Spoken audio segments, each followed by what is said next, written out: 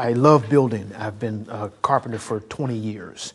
And I entertained the idea of being an architect, and I studied AutoCAD, and I studied drafting, and I studied perspective and some other things. And all the while, you know, doing construction and working in steel and working in making molds of things. And just, you know, the whole thing kind of came together as I realized that I could draw really exact drawings. I mean, I've been trying to draw that one Yoruba face for years. I've been trying to, I do it in clay, I do it in, you know, bread, you know, just kind of whatever material I can make work for me, you know.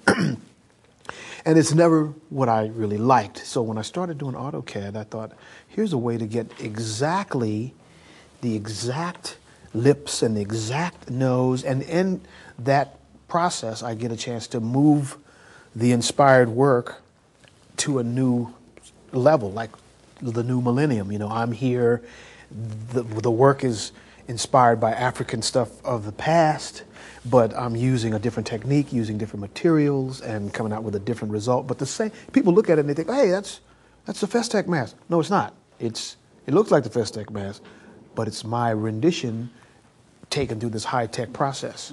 When I started, when I was in high school, I was carving that broomstick, and those were little masks. And I mean, they were little tikis. I would drill them, put a hole in them, and put a little rawhide thing. And so I sold them for 50 cents. I sold about a gazillion of them. I couldn't even keep up. So masks have been what I do. That particular mask came about by my desire to get in touch with, you know, I don't know my heritage that well. You know, I mean, I can go back to my great-grandfather, but beyond that, I don't know how we came to be on this continent.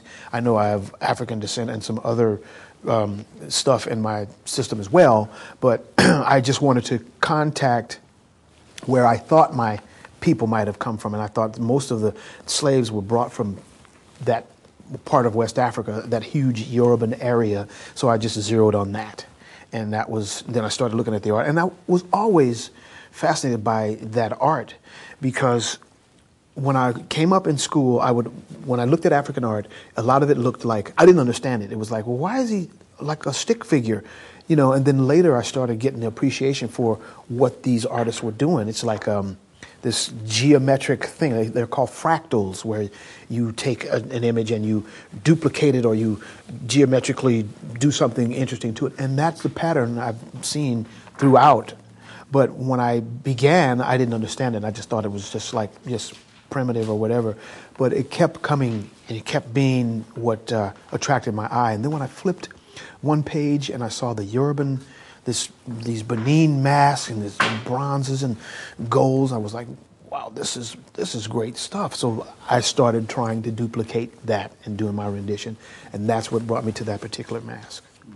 So it's tying in kind of going back to the roots, right, with just inspired by some other artwork. Exactly, just mixing the old with my experience here, so that, as I say, I'm of African descent, but I'm not from Africa.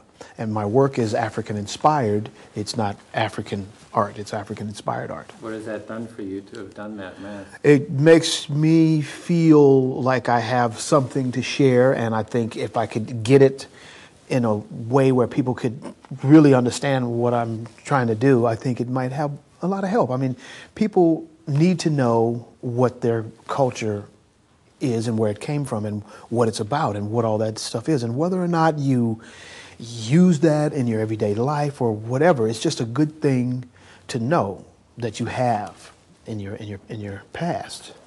Helps you understand your own past.